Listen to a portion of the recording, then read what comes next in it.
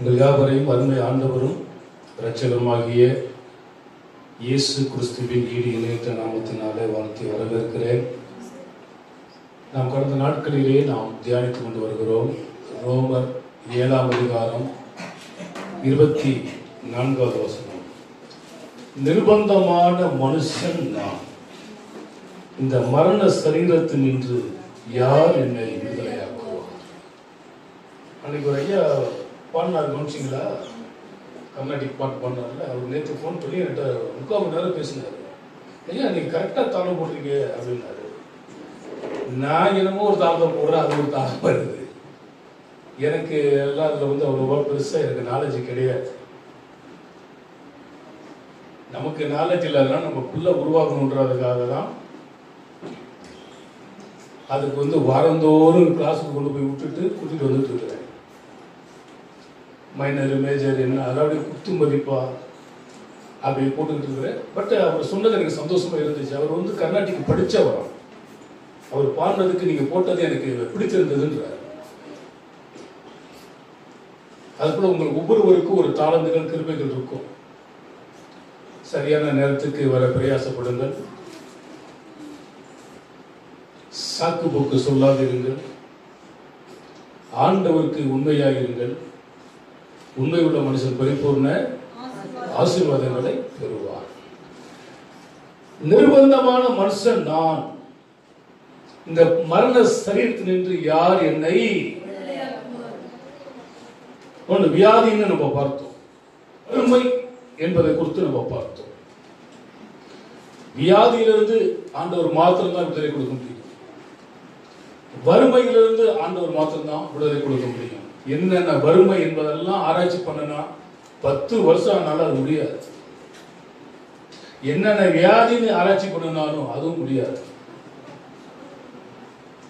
பாவத்திலிருந்து விடுதலை வேண்டும் என்பதற்காக சில காரியங்களை பார்த்தோம். ஜென்ம பாவம், துணிகரமான பாவம், அறியாமல் செய்த பாவம், அதுக்கு எவிடன்ஸ் யார் யாரு அப்படின்றது என்பதையும் நம்ம பார்த்தோம். அவன் என்ன செய்திருந்தாலும் அதற்கு என்ன அவசியம்? பாவ மன்னிப்பு அவசியம். ஏன் அப்படின்னா, பாவமே செய்யாதவன் இந்த உலகத்துல ஒருத்தனும் இல்லை. எனவே நமக்கு என்ன அறிவு வேணும்? பாவத்தை அறிகிற அறிவு வேணும். பாவத்தினுடைய பலன் என்ன என்பதை போன வாரம் பார்த்தோமா? பாவத்தின் சம்பளம் என்ன பார்த்தோமா? அதுல 2 காரியம் பார்த்தோம். ஒண்ணு பாவத்தில் மரித்தல், இன்னொன்னு பாவத்துக்காக மரித்தல். நம்ம பாவத்துல மரிக்கிறோமா, பாவத்துக்கு மரித்திருக்கிறோமா என்பதை யோசிக்கணும். கடைசியாக பார்த்தோம் அந்த பாவத்திலிருந்து விடுதலை. ஏன்னு கேட்டா,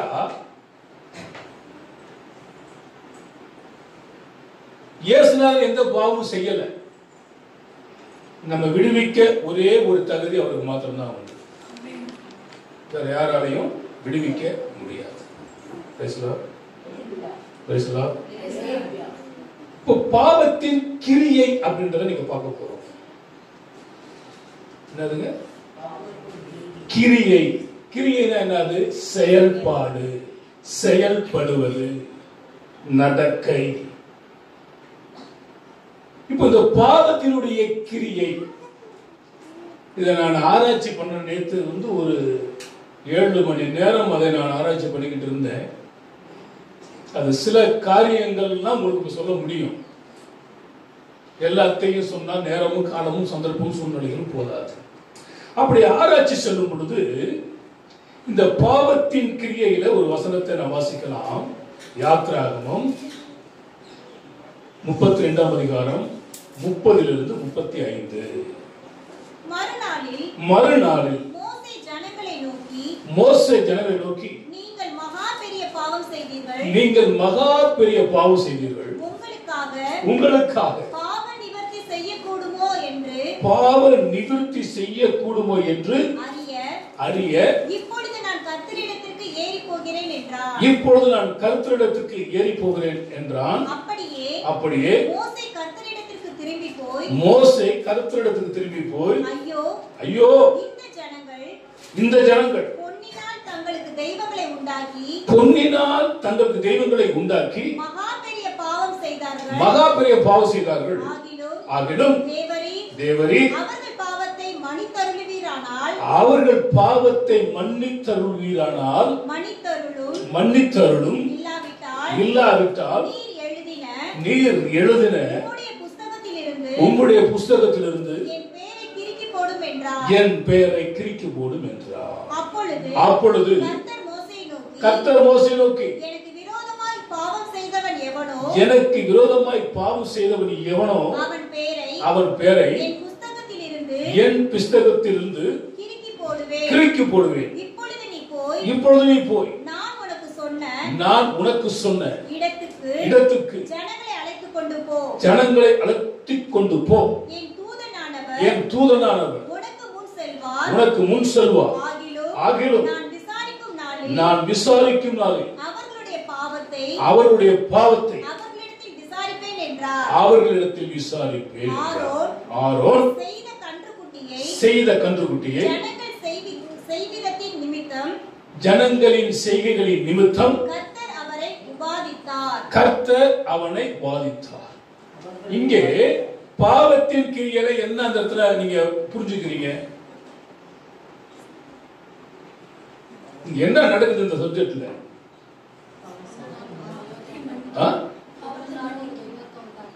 என்னது? தெய்வத்தை உண்டாக்குறாங்க. அப்ப பாவத்தின் கிரியை எங்க இருக்குதோ அங்க எல்லாம் சிலை வழிபாடு இருக்கும். என்ன இருக்கும்? என்ன இருக்கும்? புரியுதா? பொன்னினால் கன்றுக்குட்டியை செய்தார்கள். இப்படி அவர்கள் பாவம் செய்து கெட்டு போனார்கள். பாவத்தின் கிரியைகளை ஒண்ணு சிலை வழிபாடு. சிந்தித்து செயல்படுங்கள் என்ற கைப்புறதில் அந்த சிலைனா என்ன, எங்க எப்படி செய்யப்படுகிறது என்பதை எழுதியிருந்தேன். இங்கே நீங்க பார்க்கும் பொழுது மோசே போயிட்டான். அவன் என்ன ஆச்சோ ஏதாச்சோங்கிறது தெரியாது. எங்களை வழி நடத்தும்படி எங்களுக்கு முன்பதாக சொல்லும்படி என்ன உண்டாக்கு? ஒரு தெய்வத்தை உண்டாக்கு. அப்பவே சொல்றான், உங்க காது கழுத்துல உன் பொண்டாட்டி பிள்ளைகள் எல்லாம் கொண்டு வா, அதை தூக்கி நான் நெருப்புல போட்டு கண்ணுக்குட்டி வந்துச்சுன்றான். அன்பு தேவ பிள்ளையே, விக்கிரக ஆராதனை கர்த்தருக்கு அருவருப்பானது.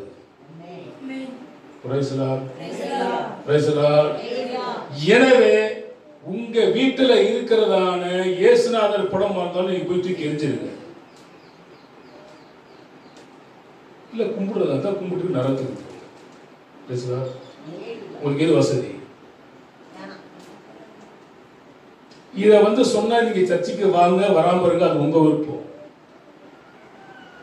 என்னை கர்த்தர் அழைத்தது சபையை வாய்த்தாலும் வாய்க்காவிட்டாலும் சத்தியத்தை சத்தியமா போதி. இங்கே அழைக்கப்பட்ட ஆரோனுக்கு அதோ கதினா உங்க கதி என்ன இருக்கும்? நரகத்துல போனா அவனு விட மாட்டான், பரலோகத்துக்கு போனா அவரு விட மாட்டாரு, நடுவுல தொங்க வேண்டிய நிலை வந்துடும். தேவையா? என்ன இருக்கக்கூடாது சொல்லுங்க. உங்க வீட்டுல இருக்குதா? இயேசுநாதர் வரைஞ்சு வச்சிருக்காங்களா? இயேசுநாதர் போட்டா இருக்குதா? எல்லாத்தையும் மாத்திக்கணும். இயேசுநாதர் நீ பூவும் பொட்டு வச்சு பண்ணா இது சிலதான் அது சிலதான். நான் உயிரோடு இருக்கிறேன், என்னை யாருக்கு நீங்க ஒப்பிடுவீர்கள்? அது இருக்கா? பாவத்தின் கிரியைகளில் ஜாக்கிரதையாக இருக்க வேண்டும். சாத்ராக் மேஷாக் என்பவர்களை அந்த சிலைகளை வணங்கும்படி சொன்னார்கள். சொன்னாங்களா? அவங்க என்ன சொல்றாங்க சொல்லுங்க. நாங்கள் ஆராதிக்கிற தேவன் எங்களை தப்புவிக்க வல்லவராக இருக்கிறார்.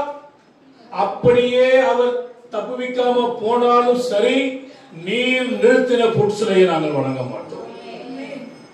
சொல்லக்கூடாதா? உணர்வு இருந்தா சொல்லலாம், இல்ல உயிர் இருந்தா சொல்லலாம். அப்போ இந்த விக்கிரக ஆராதனை என்பது தேவனுக்கு பிரியமில்லாத ஒன்று. இது பாவத்தின் கிரியை.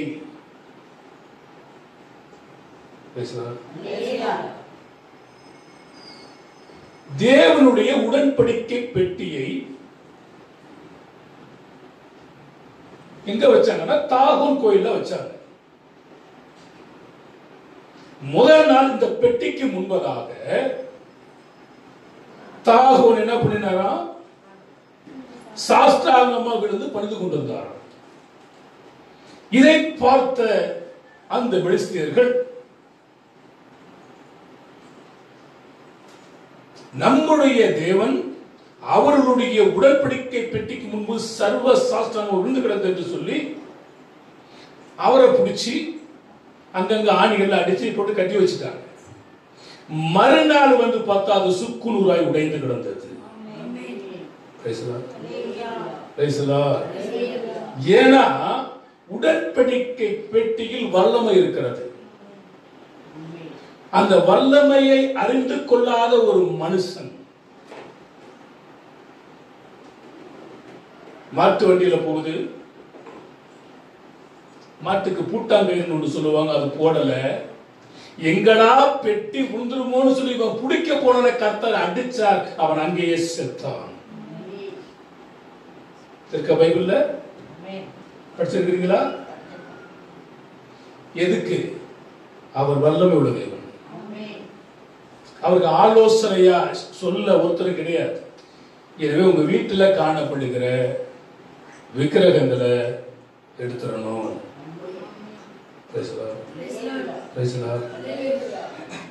இது எதற்கு அடையாளமாக இருக்கிறது என்றால் வேசித்தனத்துக்கு அடையாளமாக இருக்கிறது. இது விக்கிரக ஆராதனை. எதற்கு அடையாளம்?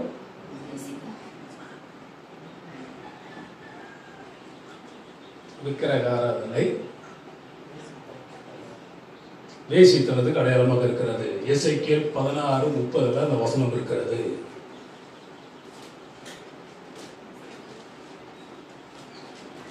படிக்க வேண்டாம் நேரம். எசேக்கியேல் 16:30 அது வேசியின் கிரியை என்று சொல்லப்பட்டிருக்கிறது. நாம் ஒரு ரட்சிக்கப்பட்டிருக்கிறோம், ஞானஸ்தானம் எடுத்திருக்கிறோம், எல்லாம் பண்ணிக்கிட்டு இருக்கிறோம். நம்முடைய கிரியைகள் எப்படி இருக்கிறது என்பதை ஆராய வேண்டும். ஏன்னா நற்கிரியையும் இருக்கிறது, துக்கிரியையும் இருக்கிறது. துக்கிரியை பற்றியும் வேதம் சொல்கிறது, நற்கிரியை பற்றியும் வேதம் சொல்கிறது. நீங்க மத்தேயு 26ஆம் அதிகாரத்துல 10வது வசனத்தை நீங்கள் பார்க்கும் பொழுது, ஒரு பெண் விலையேற பெற்ற பரிமள தைலத்தை அவருடைய பாதங்களில ஊத்தி தன்னுடைய முடியினால் அவர் என்ன பண்ணினார்? துடைத்து ஓயாமல் முத்தம் செய்தார். ஆண்டவர் சொன்னார், இவர் நற்கிரியைகளை செய்து கொண்டிருக்கிறார். நற்கிரியை நம்ம வாழ்க்கையில நம்ம என்ன கிரியை செய்கிறோம்? வேதம் படிக்கும் பொழுது கிரியை செய்யாத ராக்காலம் வருகிறது, யாக்கோபுக்கு இக்கட்டு காலம் வருகிறது, இனியும் காலம் செல்லாது, இப்படி எல்லாம் நம்ம படிக்கிறோம். இந்த விக்கிரக ஆராதனை இது பாவத்தின் கிரியையாய் காணப்படுகிறது. அந்தகார கிரியை என்று சொல்லி ரோமர் 13:12 வசனத்துல படிக்கிறோம். என்ன கிரியை? அந்தகார கிரியை. தேவனுடைய கிரியை என்று சொல்லி 1 தீமோத்தேயு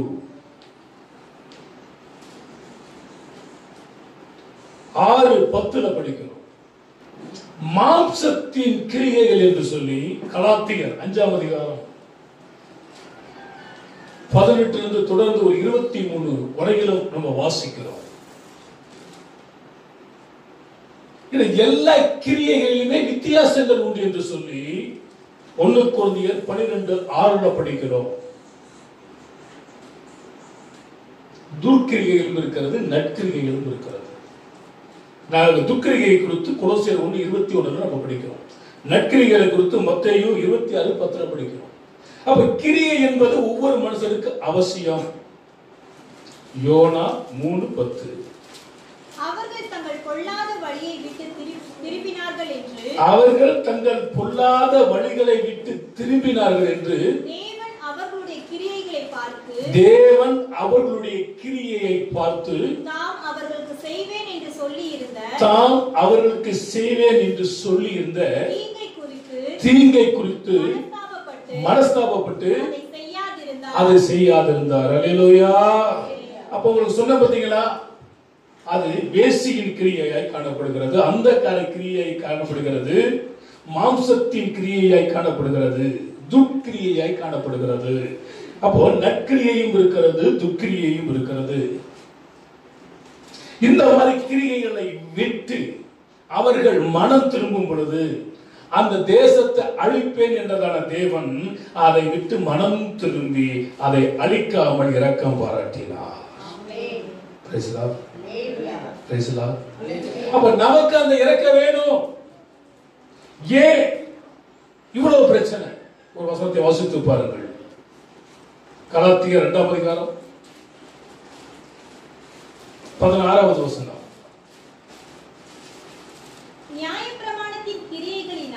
நியாயப்பிரமாணத்தின் கிரியைகளினாலே எந்த மனுஷனும் நீதிமானாக்கப்படுவதில்லை.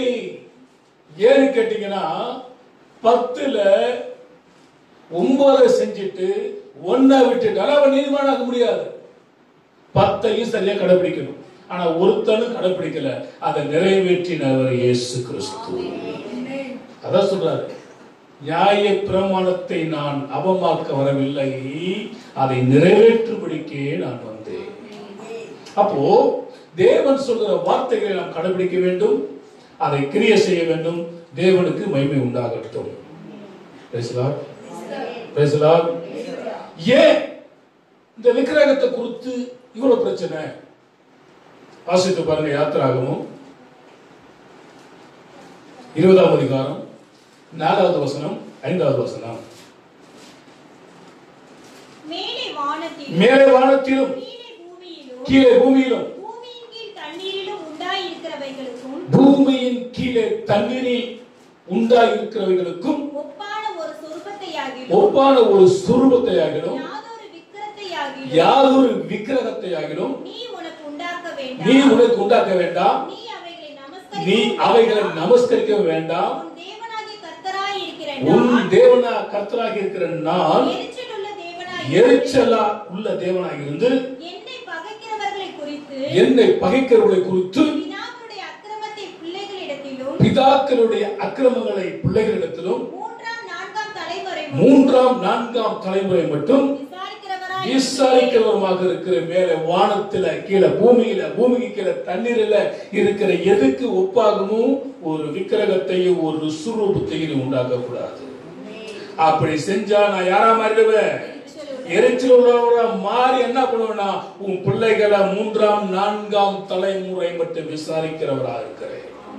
எனவே இதெல்லாம் அவருக்கு அருவருப்பு. 34ஆம் அதிகாரம் 17வது வசனம். யாத்திராகமம் 34:17. வார்ப்பிக்கப்பட்ட தெய்வங்களை உங்களுக்கு உண்டாக்க வேண்டாம். இப்போ செய்யப்படுகிறது என்பது வேற, வார்ப்பிக்கப்படுவது என்பது வேற. நீங்க புரியணும். கல்லினால், மண்ணினால், மரத்தினால், இரும்பினால் தெய்வங்களை நீங்க பார்த்திருக்கலாம். இப்ப உண்டாக்கப்படுகிறவைகள் இவைகள் எல்லாமே சிலது செதுக்கப்படுகிறது, கல்லுகளில் செதுக்கப்படுகிறது, மரங்களில் செதுக்கப்படுகிறது. இதெல்லாம் செதுக்கப்பட்ட தெய்வம்.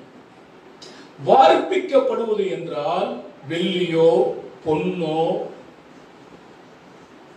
உருகக்கூடிய நிலைமையில் இருக்கிறவைகளை உருக்கி அச்சு டை அதுல ஊற்றி அப்படியே எடுப்பது வார்ப்பிக்கப்படுவது. புரியுதா? அங்க சொல்றாரு பாருங்க, 2 சொல்றாரு. என்ன சொல்றாரு? வார்ப்பிக்கப்பட்டதுன்னு சொல்றாரு, செய்யப்படுவதும் சொல்றாரு. நம்ம வார்ப்பிக்கப்பட்டதையும் வணங்கக்கூடாது, உளிகளினால் வெட்டி செதுக்கப்படுவதையும் வணங்கக்கூடாது. ஆக மொத்தம் மேல வானத்திலும் கீழே பூமியிலும் பூமிக்கு கீழே தண்ணீரிலும் அவருடைய நாமமே அல்லாமல் வேறொரு நாமம் கொடுக்கப்படவில்லை. விக்கிரகங்கள் தேவனுக்கு அருவருப்பானவைகள். லேவியராகமம் 19ஆம் அதிகாரம் 4வது வசனம்.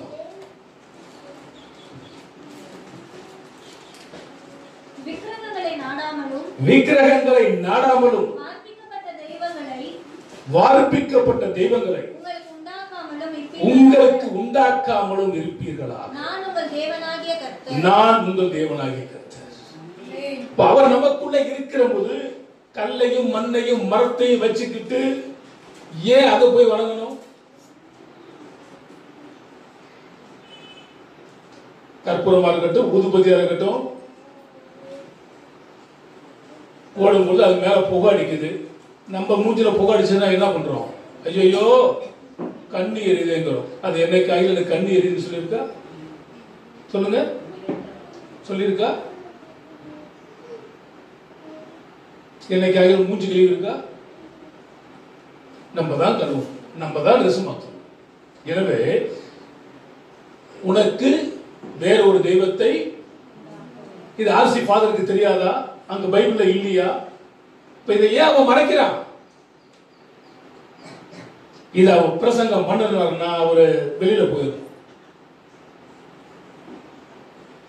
அதை சொல்லுகிறது பாவத்தில் விடுதலை. சங்கீதம் 78 57 இருந்து 62 வசனம்.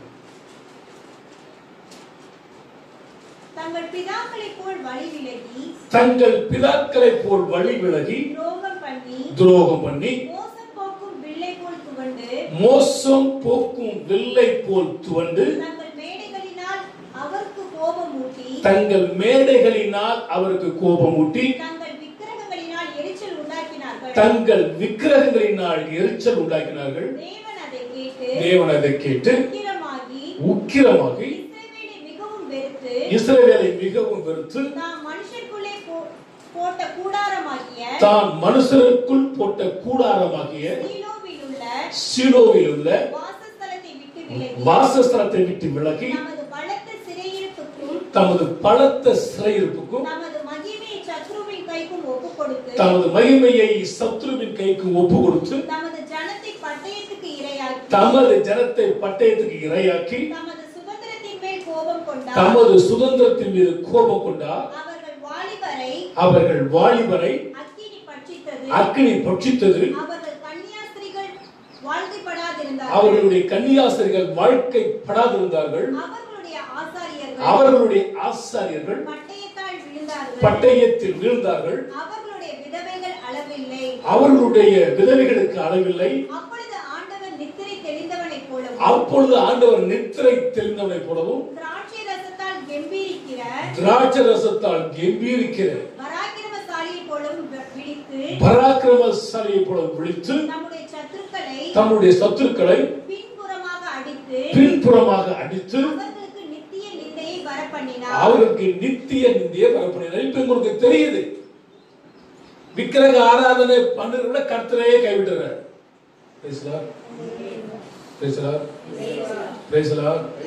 அதனால நான் அங்க போறேன், இங்க போறேன், அந்த அம்மாவை பாக்குறேன், இந்த அம்மாவை பாக்குறேன், சின்ன அம்மாவை பாக்குறேன், பெரிய அம்மாவை பாக்குறேன், நட அம்மாவை பாக்குறேன், சித்திய பாக்குறேன், இப்படி இருக்க கூடாது. ஒரே தேவன் இயேசு, வேற எதையும் வணங்கக்கூடாது. அப்படி வணங்கினா நித்திய நிந்தை வரும் என்று வேதம் சொல்லுது, நான் சொல்லல. ஏசாயா 57 5 முதல் 8 வசனங்கள். நீங்கள் பச்சையான சகல மரத்தின் கீழும் விக்கிரக தேவர்களோடு மோக அக்கினியில் வெந்து பள்ளத்தாக்குகளில் கண் மலையின் வெடிப்புகளின் கீழும் பிள்ளைகளை கொன்று போடுகிறவர்கள் பள்ளத்தாக்கில் உள்ள வளவளப்பான சிலைகளிடத்தில் உன் பங்கு இருக்கிறது. அவைகளே உன் வீதம். அவைகளுக்கு நீ வானபலியை வார்த்து செலுத்துகிறாய், போஜன பலியும் செலுத்துகிறாய், இவைகளின் மேல் பிரியப்படுவேனோ, இவைகளின் மேல் பிரியப்படுவேனோ, நீ உயரமும் உன்னதமுமான மலைகளின் மேல் உன் மஞ்சத்தை வைக்கிறாய், அங்கேயும் பலியிடும்படி ஏறுகிறாய், கதவுகளுக்கும் நிலைகளுக்கும் பின்னாக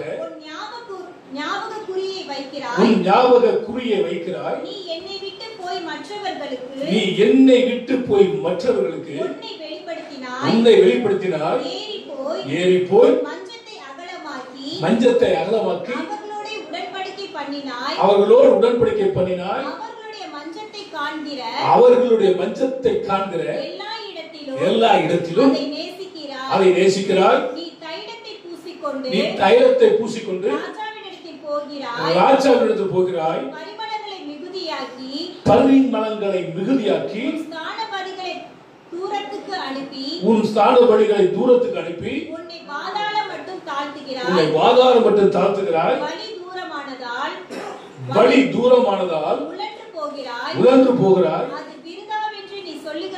அது விருதா என்று நீ சொல்லுகிறதில்லை. உன் கைபலத்தை கொண்டு பிடித்தாய். ஆகையால் நீ ஆயாசப்படவில்லை.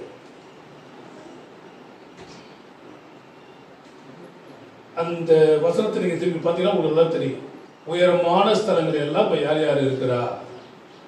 ஏன்னா சீயோன் பர்வதத்திலே சாத்தான் இருந்தான். தேவனை தூதர்கள் வணங்குவதை பார்த்து எரிச்சல் அடைந்தவன் எல்லாரும் என்னை வணங்க வேண்டும் என்று சொல்லி பொல்லாத எண்ணம் சிந்தனை கொண்டபடியினால் அங்கிருந்து தள்ளப்பட்டவன்.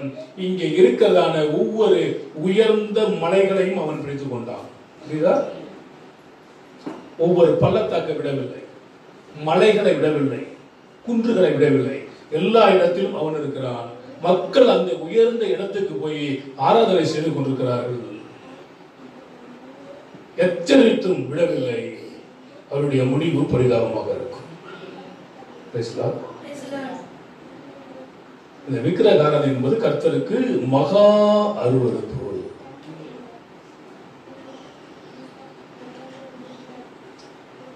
நீ சொல்றத சொல்லி என் வீட்டில் ஏசுநாதர் படம் இருக்கிறாரு, அது கிரீடம் ஓடிக்கிட்டு இருக்குது. நான் பூஜை தான் போட்டுக்கிட்டே இரு. முடிவு எங்க போகணும்? விக்கிரகாரனுக்கு எங்க போவான்?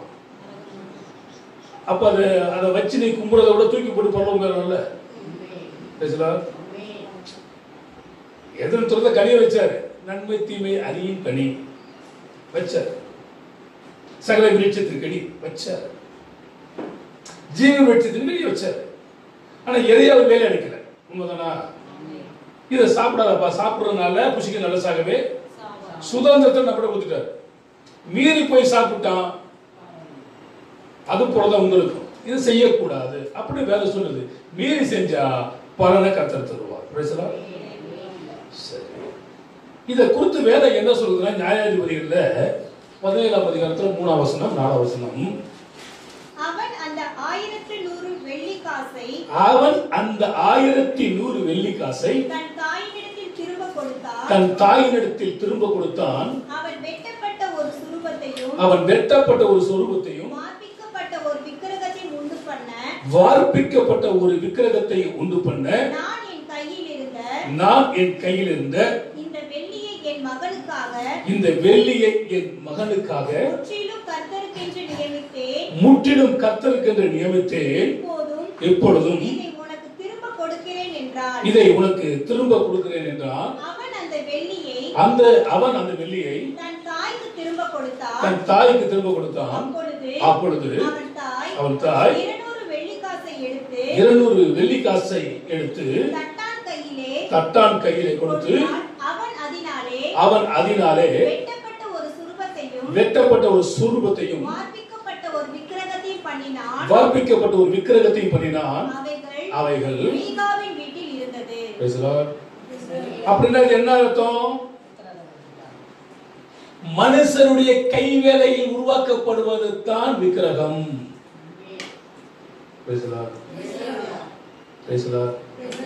தானா இங்க இருந்து வந்துடல.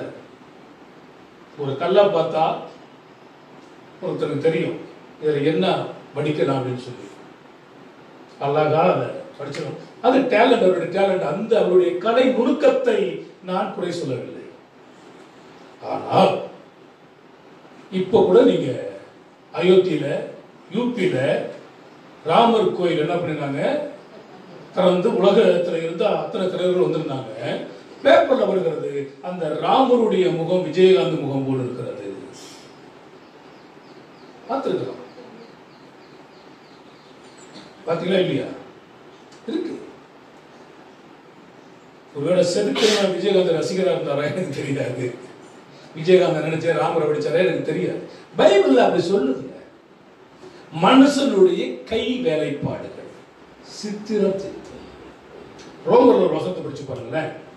13ஆம் அதிகாரம் 12ஆம் வசனத்துல இரவு சென்று போயிற்று, இரவு சென்று போயிற்று, பகல் சமீபமாயிற்று, ஆகையால் அந்தகாரத்தின் கிரியைகளை நாம் தள்ளிவிட்டு ஒளியின் ஆயுதங்களை தரித்துக் கொள்ள கடவோம். இதெல்லாம் ஆகாத சம்போசனைகள் நல்லொழுக்கத்தை கெடுக்கும். அப்ப இதெல்லாம் நம்ம தள்ளிட்டு கர்த்தரை ஒழுங்காக பற்றிக் கொள்ள வேண்டும். ஏன் 115 சங்கீதம் 4வது வசனம். வேற யாருக்கு பைபிள் இல்லையா? ஒரு சத்தத்தை காணாம சங்கீதம் 115:4 அவர்களுடைய விக்கிரகங்கள் வெள்ளியும் பொன்னும் மனுஷருடைய கைவேலையுமாக இருக்கிறது. அவருடைய விக்கிரகங்கள் பொன்னு வெள்ளியும் மனுஷருடைய கை வேலைப்பாடுமாக இருக்கிறது. சங்கீதம் 135 13-18 கர்த்தாவே உம்முடைய நாமம் என்றைக்கும் உள்ளது. கர்த்தாவே உம்முடைய பிரஸ்தாபம் தலைமுறை தலைமுறைக்கு ஒரு அலையில சொல்லுங்க. சொல்லிட்டு என்ன சொல்றாரு பாருங்க. கர்த்தர் தம்முடைய ஜனத்தின் நியாயம் விசாரித்து தம்முடைய ஊழியக்காரருக்காக பரிதாபப்படுவார். அஞ்ஞானிகளுடைய விக்கிரகங்கள் வெள்ளியும் பொன்னும் மனுஷருடைய கைவேலையுமாக இருக்கிறது. அவைகளுக்கு வாய் இருந்தும் பேசாது, கண்கள் இருந்தும் காணாது, காதுகள் இருந்தும் கேட்காது, அவருடைய வாயிலே சுவாசம் இல்லை. அவைகளை பண்ணுகிறவர்களும் அவர்களை நம்புகிறவர்கள் யாவரும் அவைகள் போல் இருக்கிறார்கள். இஸ்ரவேல் குடும்பத்தாரே கர்த்தரை ஸ்தோத்திரியுங்கள்.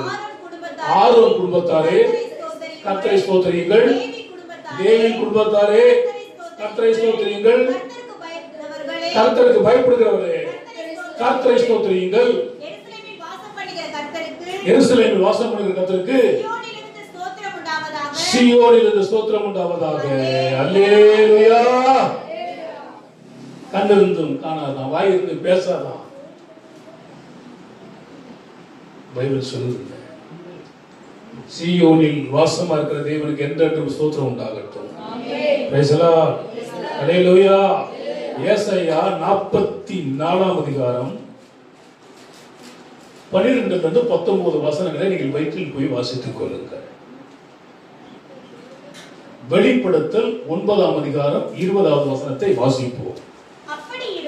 அப்படி இருந்தும் அந்த வாதைகளால் கொல்லப்படாத மற்ற மனுஷர்கள் பேய்களையும் பொன் வெள்ளி செம்பு கல் மரம் என்பவைகளால் செய்யப்பட்டவர்களாயும் காணவும் கேட்கவும் நடக்க மாட்டாதவர்களுமாய் இருக்கிற விக்கிரகங்களையும் வணங்காதபடிக்கு தங்கள் கைகளின் கிரியை விட்டு மனம் திரும்பவில்லை. ஆண்டவரே சொன்னார், மனம் திரும்புங்கள், பரலோக ராஜ்யம் செய்யறவன் அப்படிதான் இருக்கிற, செஞ்சது அப்படிதான் இருக்குது. அவைகளை விட்டு மனம் திரும்பாவிட்டால் தேவ கோபாக்கினை அவர்கள் மேல் வரும். சங்கீதம் 2 கடைசியில் நம்ம படிக்கும் பொழுது, குமாரன் கோபம் கொள்ளாமலும் நீங்கள் வழியிலே அழியாமல் இருக்கும்படிக்கு அவருடைய கோபம் கொஞ்ச காலத்துல பற்றி எரியும், எனவே அவருடைய பாதத்தை முத்தம் செய்யுங்கள்.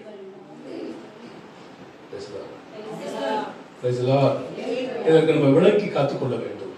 ஆபக்கூக் 2ஆம் அதிகாரம் 18-19. சித்திரக்காரனுக்கு அவன் செய்த சொரூபமும் ஊமையான தெய்வங்களை உண்டு பண்ணி தான் உருவாக்கின தெய்வத்தை நம்புகிறவனுக்கு பார்க்கப்பட்டதும் பொய் போதகம் பண்ணுகிறதுமான விக்கிரகமும் எண்ணத்துக்கு உதவும். மரத்தை பார்த்து விழி என்றும் ஊமையான கல்லை பார்த்து எறும்பு என்றும் சொல்லுகிறவனுக்கு ஐயோ, அது போதிக்குமோ? இதோ அது பொன்னும் வெள்ளியுமான தகட்டால் மூடப்பட்டிருக்கிறது, அதற்கு சுவாசம் இல்லை. கர்த்தரோ என்றார் நமது பரிசுத்த ஆலயத்தில் இருக்கிறார். பூமியெல்லாம் அவருக்கு முன்பதாக மௌனமாய் இருக்க கடவுது. கல்லை பார்த்து மரத்தை பார்த்து பேசு, விழி, எந்திரி, உட்காருன்னா அது எது செய்யாது, அது அப்படியேதான் இருக்கும்.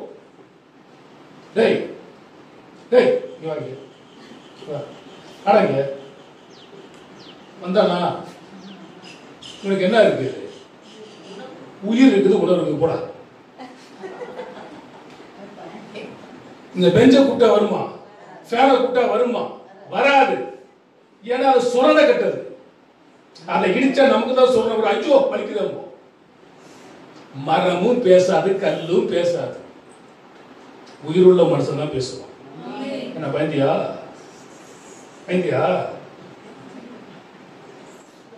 இப்படித்தான் மக்களுடைய நிலைமை பெரிய அவல நிலையில் இருக்கிறது. சரி, விக்கிரக கத்திரிக்காய் வெறுப்பு. விக்கிரகம் மனுஷனுடைய வேலைப்பாடு. விக்கிரகத்தை ஆராதனுடைய விளைவு என்ன? சங்கீதம் 97:7.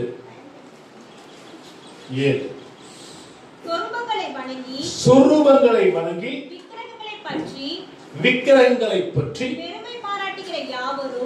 பெருமை பாராட்டுகிற யாவரும் வெட்கப்பட்டு போவார்களாக. தேவர்களே, நீங்கள் எல்லாரும் அவரை தொழுது கொள்ளுங்கள். சீயோன் கேட்டு மகிழ்ந்தது. கர்த்தாவே, உம்முடைய நியாய தீர்ப்புகளின் நிமித்தம் யூதாவின் குமாரத்திகள் களி கூர்ந்தார்கள். அப்போ விக்கிரக ஆராதனை பண்ணி அதை வணங்குகிறவருக்கு என்ன வருமா? வெட்கம். அதைத்தான் சொல்லுகிறது, வெட்கத்தை உண்டா. ஆண்டவர் சொன்னார், என்னை நோக்கி பாருங்கள் பிழைப்பீர்கள். அவர்கள் அவர் நோக்கி பார்த்தார்கள், முகங்கள் எல்லாம் பிரகாசம் அடைந்தது. நம்ம பிரகாசிக்கப்படுகிற தேவனை வணங்குவதா அல்லது நம்மை வெட்கம் அடைஞ்சு தலைக்குடிய செயலை வணங்குவதா? நீங்க தான் முடிவெடுக்க வேண்டும். ஏசாயா 42:17. சித்திர வேலையான விக்கிரகங்களை நம்பி வார்ப்பிக்கப்பட்ட சொரூபங்களை நோக்கி நீங்கள் எங்கள் தேவர்கள் என்று சொல்வார்கள். பின்னாளில் நடந்து மிகவும் வெட்கப்படுவார்கள். செவிடரை கேளுங்கள், குருடரே நீங்கள் காணும்படி நோக்கி பாருங்கள். குருடெல்லாம் ஆண்டவர் அந்த பக்கம் போறாரு பார்த்து, தாவீதின் குமாரனே எனக்கு இறங்கினாரு, கர்த்தர் நின்னாரு, நான் பார்க்க வேணும்னாரு, உடனே சுகமானார். இப்ப நம்புகிறவர்கள் மணங்குகிறவர்கள் அவைகளை போல இருக்கிறார்கள் என்று பிடிச்சோம்.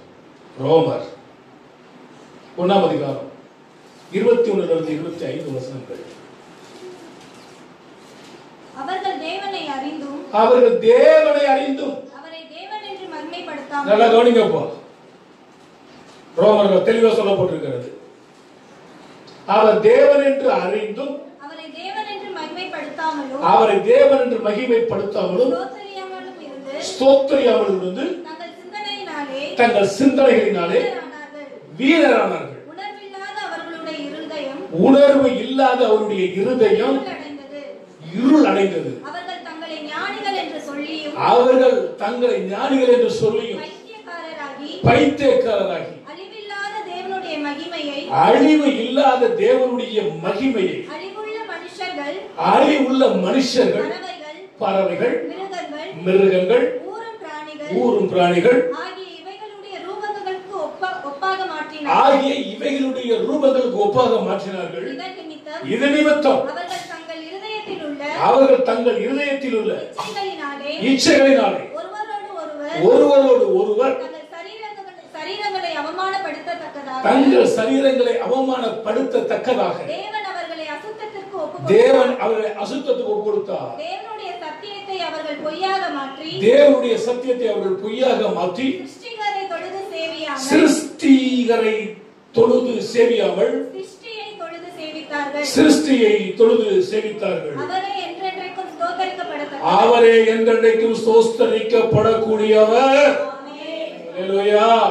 கல்லுக்கோ மண்ணுக்கோ மரத்துக்கோ பாம்புக்கோ பல்லிக்கோ பறவைக்கோ மனுஷனுக்கோ எலிக்கோ மூஞ்சூருக்கோ ரூபத்தை கொடுத்து வணங்க கூடாது.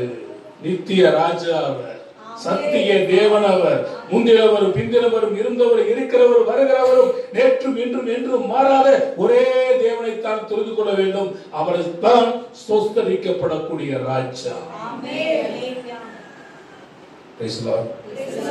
Praise the Lord. Praise the Lord. சரி, இந்த விளைவு சங்கீதத்துல ஒரு வசனத்தை நீங்க வாசித்து பாருங்க. 16வது சங்கீதம் 4வது வசனம். விக்கிரகத்தை வணங்கினா என்ன இருக்கும்? சங்கீதம் 16:4. தேவனை நாடி பின்பற்றுகிறவர்களுக்கு என்ன பிறகும்? ஆமா, நான் அங்க போயிட்டு வந்தேன், இங்க போயிட்டு வந்தேன். கடந்த நாட்டுல சுனாமி அடிச்சு ஒரே நாள்ல எத்தனை பேர் காலி? வேளாங்கண்ணில சுனாமி வந்து கூட்டு கொண்டு பண்ணிச்சா? வசனம் சொல்லுகிறது, அந்நிய தேவனை நாடி பின்பற்றுகிறவர்களுக்கு வேதனைகள் பெருகும். அவருடைய இரத்த பான பலிகளை நான் செலுத்த மாட்டேன். அவருடைய நாமங்களை என்னுடைய உதடுகளில் நான் உச்சரிக்கவும் மாட்டேன். இந்த வைராக்கியம் நமக்கு வேண்டாமா?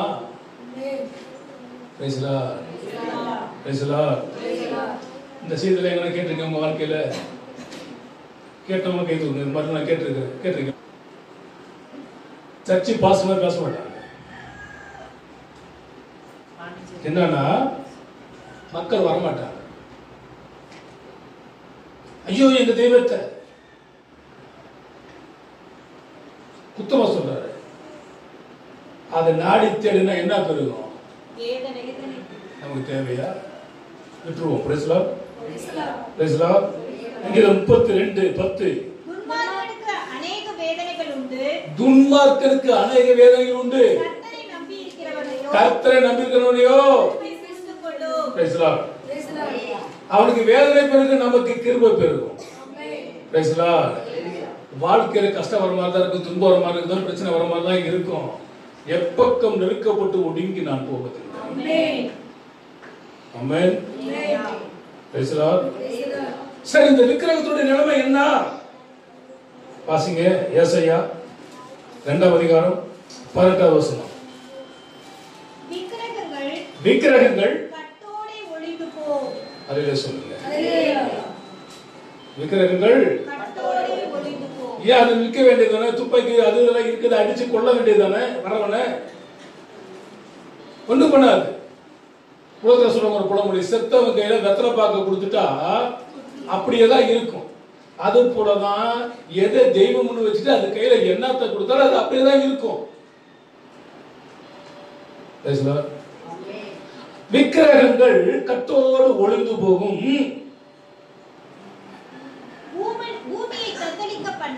பூமியை தத்தளிக்க பண்ண கர்த்தர் எழும்பும்போது அவருடைய பயங்கரத்துக்கும் அவருடைய மகிமை பிரதாபத்தை விளங்கி பூமியின் குகைகளிலும் புகுந்து கொள்வார்கள். அப்ப ஆண்டவர் வரும் பொழுது இதெல்லாம் தெய்வமா நம்பி வணங்கிறது எல்லாம் ஒளிஞ்சு பெறும் பொழுது ஆண்டவரை பார்க்க பயந்து அங்க இங்கே போய் நம்ம ஒளிந்து கொள்வார்கள். இன்னும் வேலை சொல்றது, மலைகளே எங்கள் மேல விடுங்கள், நாங்கள் மாண்டு போகிறோம், மரணம் இவர்களை விட்டு ஓடி போகும் என்று வேதம் கூறுகிறது. அப்ப தற்கொலை பண்ண முடியாது. இப்பதான் மணந்த குடிச்சு சாகலாமா, அதை குடிச்சு சாகலாமா, ட்ரெயின்ல விழுகலாமா. அழகான பிள்ளைகளோடு கூட ஒரு பொண்ணு ட்ரெயின்ல விழுந்து செத்து போயிட்டா போன வாரம்.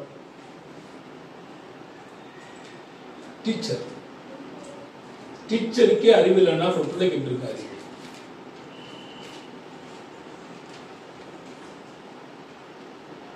நாம் ஜாக்கிரதை உள்ளவர்களாக இருக்க வேண்டும். ஏசாயா 30ஆம் அதிகாரம் 22-23 வசனம் குறிச்சுக்குங்க. ஏசாயா 30ஆம் அதிகாரம் 22-23 வசனம். இல்ல வேண்டாம். எரேமியா 50ஆம் அதிகாரம் 2ஆம் வசனம். எசேக்கியேல் 30ஆம் அதிகாரம் 13ஆம் வசனம். மீகா 1ஆம் அதிகாரம் 7ஆம் வசனம். எசேக்கியேல் 36ஆம் அதிகாரம் 25ஆம் வசனம். இந்த வசனத்தை கொஞ்சம் படிங்க. எசேக்கியேல் 36:25. இதை வச்சுதான் ஃபாதர் ஏமாத்திக்கிட்டு இருக்கிற வசனம் இது. எசேக்கியேல் 36:25. அப்பொழுது நான் உங்கள் மேல் சுத்தமான ஜலம் தெளிப்பேன். நான் உங்களுடைய எல்லா அசுத்தங்களையும் உங்களுடைய எல்லா நரகலான விக்கிரகங்களையும் நீக்கி உங்களை சுத்தமாக்குவேன். நீங்கள் சுத்தமாவீர்கள். Price the Lord. இங்க அந்த விக்கிரக ஆராதனையில மக்கள் எல்லாம் இருந்தபடினாலே ஆண்டவர் தண்ணியை தெளிச்சு போட, நீ சுத்தமாக்கிட்டேன்னு தெளிச்சா, இன்னைக்கு ஃபாதர்ட்ட போனா அவர் என்ன கல்யாணத்துக்கு போனா தெளிக்கிறாங்க, பண்ணி போ போ சொல்லுவாங்க, அவனை தண்ணி தெளிச்சு விட்டுட்டாங்க, போ எக்கடு கட்டினா போட்டுங்க. அது போல தண்ணி தெளிச்சு நம்மளை விடக்கூடாது. பேசலாம், கட்டுக்கோப்பா இருக்கணும், கத்தருக்குள்ள இருக்கணும். அந்த வசனம் சொல்லுகிற இதை வச்சுதான் ஃபாதர் என்ன பண்றாங்க, தண்ணியை தொட்டு விட்டு இருக்கிறாங்க. அதை காப்பிடிச்சு கல்யாணத்தில் தந்து வச்சுட்டு இருக்கிறாங்க. தேவ பிள்ளையே ஜாக்கிரதையாக இருப்போம். ஆமென். சகரியா 13:1. அந்நாளிலே பாவத்தையும் அழுக்கையும் நீக்க தாவீதின் குடும்பத்தாருக்கும் எருசலேமின் குடிகளுக்கும் திறக்கப்பட்ட ஒரு ஊற்று உண்டாயிருக்கும். அந்நாளிலே விக்கிரகங்களுக்கு பேரும் தேசத்தில் இராதபடிக்கு அழிப்பே. அவைகள் இனி நினைக்கப்படுவதில்லை. தரிசனம் சொல்கிறவர்களையும் அசுத்த ஆவியையும் தேசத்திலிருந்து போய்விடவும் பண்ணுவேன் என்று சேனைகளை கர்த்தர் சொல்லுகிறார். எல்லாம் ஒளிச்சிருமே, எல்லாம் ஒண்ணுமே இருக்காது, எல்லாம் நிர்மூலம் ஆகிவிடும் சேனைகளை கர்த்தர் சொல்லுகிறார்.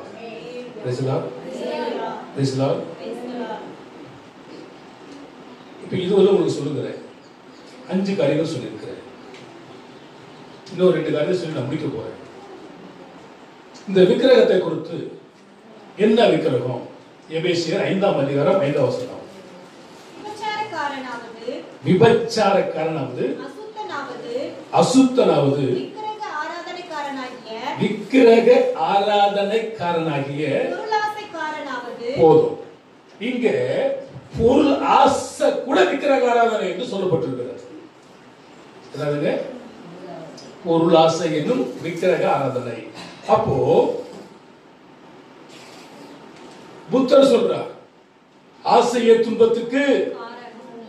இப்ப நமக்கு வேண்டியதற்கு நம்ம விரும்புவது தப்பு அல்ல, அதுக்கு மேல எனக்கு ஒரு 50 லட்சம் தேவைன்னா அது ஆசைப்பட்டுக்கலாம். பேசலாம் என்ன சிஸ்டர் முறைக்கு எனக்கு 50 லட்சம் தேவைன்னா நான் சம்பாதிக்கலாமா வேணாமா? 50 கோடி எனக்கு தேவையில்லை. பேசலாம் 50 லட்சம் எனக்கு தேவை. 50 லட்சம் பத்தாது, இப்ப இருக்கிற சூழ்நிலைக்கு பத்தாது. ஒரு வீடு நல்லா கட்டணும் பார்த்தாவே 1 கோடி இருந்தா நல்லா கட்டலாம். பேசலாம் என்ன பாஸ்டர் கோடியை பத்தி பேசுறீங்களா? கேளுங்க, கர்த்தர் சொல்லுவார். ஆமென் ஆமென். அப்போ அது ஆசை அதிகமா பெறக்கூடாது. எனக்கு ஒரு ஆசை இருக்கு. என்ன ஆசை தெரியுமா?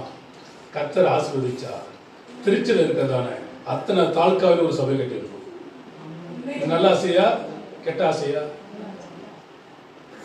சொல்லுங்க? திருச்சியில் இருக்கிற அத்தனை தாலுக்காவிலே ஆண்டவருக்குன்னு ஒரு சபை கட்டிடணும். அது நல்ல ஆசையா கெட்ட ஆசையா? பேசலாம். அந்த நல்ல ஆசை நிறைவேற்றதுக்கு ஒவ்வொருத்தரும் 1 லட்சம் ரூபாய் தரணும். அப்படின்னா இந்த ஆசையே வேண்டாம். அதுக்கடுத்து அந்த இது வராது. பேசலாம். அப்ப ஆசை நல்லதுதான். ஆனா கேஎஸ்சி போல ஆசை கூடாது. இங்கே பொருளாசை எங்க இருக்கிற ஆராதனை. அப்ப அப்போஸ்தலர் படிக்கல அனனியா சபிரா பொருளாசை நிமித்தமாக மாண்டு போனார்கள். யூதாஸ் பண ஆசையினால் செத்து போனான். புலையா பண ஆசையினால் வெட்டப்பட்டு செத்து போனான். எனவே நம்முடைய வாழ்க்கையில எது தேவையோ அதை ஆசைப்படலாம். பேசலாம். எனக்கு ஜனவரி மாசம் ஜெபம் பண்ணிட்டு இருந்த ஒரு நாள் 2 மணிக்கு கர்த்தர் எழுப்புனாரு. ஜெபம் பண்ணிட்டே இருந்தேன். மேக்சிமம் 2ல இருந்து 5, 5:30 வரல என்னுடைய ஜெப நேரமா இருக்கும். அந்த வேலையில பாத்தீங்கன்னா இப்படி ஒரு தாட் வந்துச்சு, இது நடக்குமா அப்படின்னு நான் யோசிச்சுட்டு இருக்கிறேன், செலுத்திக்கிட்டு இருக்கிறேன். கர்த்தர் வழியை திறந்தால் திருச்சியில 11 தாலுக்காவோ 12 தாலுக்காவோ எனக்கு தெரியாது. கர்த்தர் வழி திறந்தா அங்கங்க ஒரு ஆலயத்தை கட்டுவோம். பேசலாம். உலகத்துல இருக்கிற பொழுது ஒரு செடியை போட்டோம்னா 3 மாசத்துல கனி கொடுக்கறது இருக்குது, 6 மாசத்துல கனி கொடுக்கறது இருக்கிறது, வருஷம் ஆனா கனி கொடுக்கறது இருக்கிறது. ஆனா வாழ்நாள் முழுவதும் இயேசுநாதர் வர வரையிலும் உனக்கு கனி கொடுக்குமா இருந்தா அது திருச்சபை மட்டும்தான். பேசலாம். அதை அழிக்க முடியாது. இடிச்சாலும் திருப்பி கட்டுவோம். பேசலாம். நிறைய சபைகளுக்கு இடிக்கப்படுகிறது.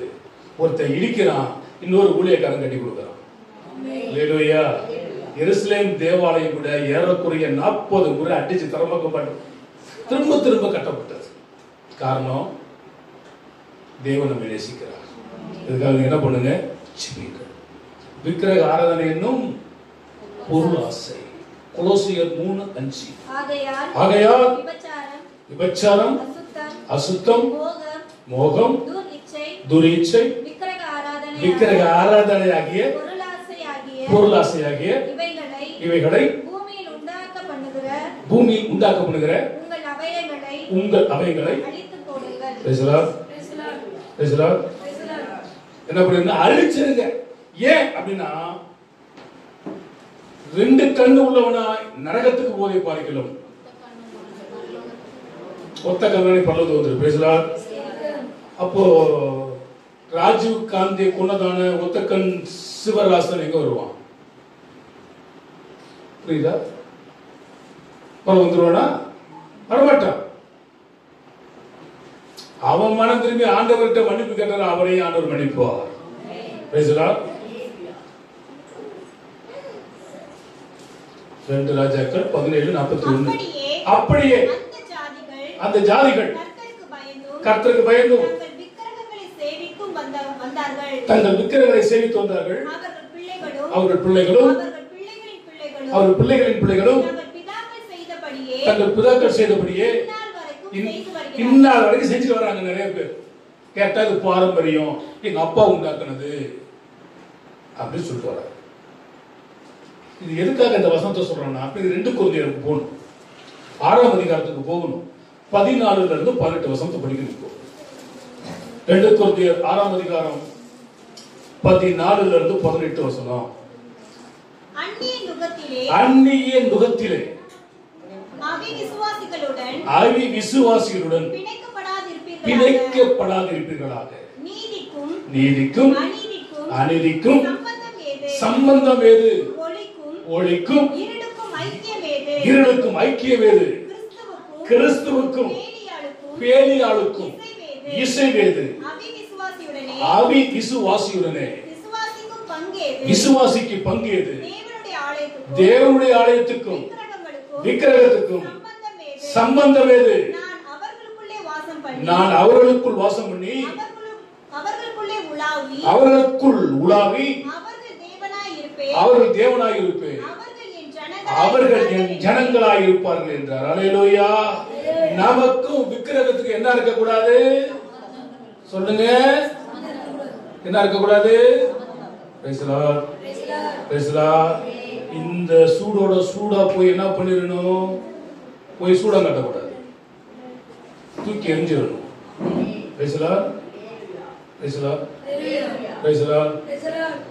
இல்ல எடுத்து போட பயமா இருக்குதுன்னா கூப்பிடுங்க, நான் வந்து எடுத்து போடுறேன்.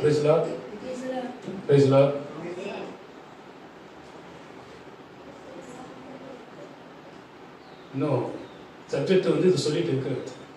புதிய ஏற்பாட்டை என்ன சொல்லுது? ஒரு 2 நிமிஷம் பார்த்துட்டு இன்னைக்கு அதை முடிச்சிடறேன் நான். புதிய ஏற்பாட்டில் இதை பத்தி என்ன சொல்லுது? எங்கன்னா அப்போஸ்தலர் நடவடிக்கைகள்ல 15ஆம் அதிகாரம் 20 இருந்து 28 வசனங்கள், அப்போஸ்தலர் நடவடிக்கைகள் 21ஆம் அதிகாரம் 25ஆம் வசனம், 1 கொரிந்தியர் 8ஆம் அதிகாரம் 1ஆம் வசனம், 4 இருந்து 13 வசனம். இதெல்லாம் விக்கிரகத்துக்கு படைச்சதை நீ சாப்பிடாதன்னு புதிய ஏற்பாடு சொல்லுங்க. காது கொடுக்குதா? எதை சாப்பிடாத? அந்த சாமிக்கு படைச்சாரு, இந்த சாமிக்கு படைச்சாரு, உங்களுக்கு அதை கொடுக்குறேன் இதை கொடுக்குறேன்னா வாங்கி சாப்பிடாத. அப்படி பண்ணுனா உனக்கு விக்கிரகத்துக்கு சம்பந்தம் இருக்குன்னு அர்த்தம். ஆனா முன்னால படிச்சோம், நமக்கு விக்கிரகத்துக்கு என்ன இல்லை அப்படின்னா அதை தொடக்கூடாது. அல்லேலூயா. இதே சமயத்தில் இன்னொரு வசனத்தை நம்ம படிக்கணும். வெளிப்படுத்தல் 2ஆம் அதிகாரம் 14 இருந்து 17 வசனம். ஆகிலும் சில காரியங்களை குறித்து உன் பேரில் எனக்கு குறை உண்டு. விக்கிரகங்களுக்கு படைத்தவர்களை புசிப்பதற்கும் வேசித்தனம் பண்ணுவதற்கும் ஏதுவான இடரலை இஸ்ரவேல் புத்திரருக்கு முன்பாக போடும்படி பாலாக் என்பவனுக்கு போதனை செய்த பிழையாமனுடைய போதகத்தை கைக்கொள்கிறவர்கள் உன்னிடத்தில் உண்டு. அப்படியே நிக்கோலாய் மதஸ்தருடைய போதகத்தை கைக்கொள்கிறவர்களும் உன்னிடத்தில் உண்டு. அதை நான் வெறுக்கிறேன். நீ மனம் திரும்பு, இல்லாவிட்டால் சீக்கிரமாய் உன்னிடத்தில் வந்து உன் வாயின் பட்டயத்தால் அவர்களுடைய யுத்தம் பண்ணுவேன். ஆவியானவர்கள் சபைகளுக்கு சொல்வதை காதுடன் கேட்க கடவுள். ஒரு முடிவோட போகணும். என் அக்கா கூப்பிட்டுச்சு, மாமியார் கூப்பிட்டு, மருமக கூப்பிட்டுச்சு, படைச்சு வச்சுட்டு கொடுத்துச்சு அப்படின்னு நீ சாப்பிட்டீங்கன்னா நியாயத்திற்கு நான் கத்தை நிறுத்திடுவார். அப்ப என்ன ஒரு முடிவுல போகணும்? எடுத்துருக்க முடியும். பேசலாம். 2வது பாயிண்ட் புதிய ஏற்பாட்டுல 1 கொரிந்தியர் 10:14. ஆகையால் எனக்கு பிரியமானவர்களே சொல்லுங்க, என்ன பண்ணுங்களாம்? பிசாசுக்கு எதிர்த்து நில்லுங்கள், அப்பொழுது அவன் உங்களை விட்டு ஓடி போவான். இங்க சொல்லப்படுகிறது விக்கிரக ஆராதனைக்கு விலகி. தொடர்ச்சியான வசனங்களை நீங்க படிக்கணுமா இருந்தா 19 இருந்து 26 படிச்சுக்கோங்க. 1 கொரிந்தியர் 12ஆம் அதிகாரம் 2ஆம் வசனத்தை படிச்சுக்கோங்க. 1 யோவான் 5ஆம் அதிகாரம் 21ஆவது வசனத்தை படிச்சுக்கோங்க. விக்கிரகத்துக்கு விலகி ஓடுங்கள். ஏன் ஓட சொல்றாருன்னா, கலாத்தியர் 5ஆம் அதிகாரம் 16 இருந்து 25 வசனங்களை நாம் வாசித்தார். மாம்சத்துக்கு விரோதமாக ஆவியும், ஆவிக்கு விரோதமாக மாம்சமும் கிரியை செய்கிறது. மாம்சத்தின் கிரியைகள் வெளியரங்கமாக இருக்கிறது. இதை படித்தால் நம்ம இன்னொரு செஞ்சிடலாம். கலாத்தியர் 5ஆம் அதிகாரம் 16 இருந்து 25 வசனம். பின்னும் நான் சொல்லுகிறது என்னவென்றால் ஆவிக்கேற்றபடி நடந்து கொள்ளுங்கள். அப்பொழுது மாம்ச இச்சைகளை நிறைவேற்றாமல் இருப்பீர்கள். மாம்சம் ஆவிக்கு விரோதமாகவும் மாம்சம் ஆவிக்கு விரோதமாகவும் ஆவி மாம்சத்துக்கு விரோதமாகவும் ஆவி மாம்சத்துக்கு விரோதமாகவும் இச்சிக்கிறது. நீங்கள் செய்ய வேண்டியது என்னதென்று செய்யாதபடிக்கு இவைகள் ஒன்றுக்கொன்று விரோதமாக இருக்கிறது. ஆவியினால் நடத்தப்படுவீர்களானால் நீங்கள் நியாயப்பிரமாணத்துக்கு கீழ்ப்பட்டவர்கள் அல்ல. மாம்சத்தின் கிரியைகள் வெளியரங்கமாக இருக்கின்றன. அவை யாவன? விபச்சாரம், வேசித்தனம், அசுத்தம், காம விகாரம், விக்கிரக ஆராதனை, பில்லி சூனியம், பகைகள், விரோதங்கள், வைராக்கியங்கள், கோபங்கள், சண்டைகள், பிரிவினைகள், மார்க்க பேதங்கள், பொறாமைகள், கொலைகள், வெறிகள், களியாட்டங்கள் முதலானவைகளே. ஆவியின் கனியோ அன்பு, சந்தோஷம், சமாதானம், நீடிய பொறுமை, தயவு, நற்குணம், விசுவாசம், சாந்தம், ஈச்சையடக்கம். Price the Lord. அது பெரிய பட்டியல், குறுகிய பட்டியல். எனவே நிர்பந்தமான மனுஷன் நான். யார் என்னை இந்த மரண சரீரத்திலிருந்து விடுவிக்க கூடும்? தொடர்ச்சி அடுத்த வாரம் பார்ப்போம். கர்த்தர் உங்களை ஆசீர்வதிப்பாராக.